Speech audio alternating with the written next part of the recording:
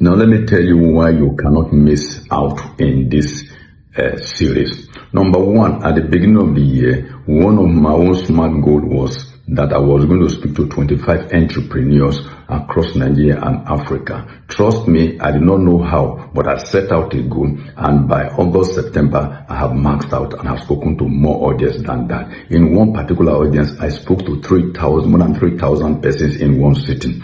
I have also I plan to launch out a product, a NAFDAC registered product. I have succeeded in doing that this 2025. In career-wise, I am just simply at my best. I have spoken at my national association forum not once, not twice. I've spoken to multinationals, spoken to leaders in several occasions. And also in this year, I have traveled more than I have ever traveled in the last 5 years for one reason or the other. So it is a total win-win for me in 2025.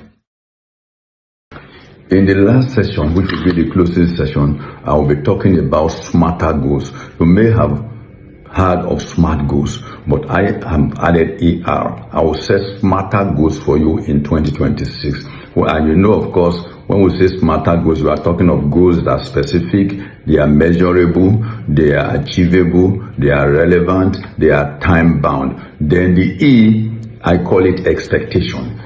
Expectation is the mother of manifestation. If you don't have expectation, don't expect anything to come out of 2026. So you need to build in expectation. The last letter there, which is R, I call it resources. I also call it resolution. You see, talk is cheap. You can say, I will do this, I will do it, but you need to resolute. You need to come to a resolution. And you also have to figure out what are the resources that will be required to execute this. So smarter goals for 2026, and you can but hit the target.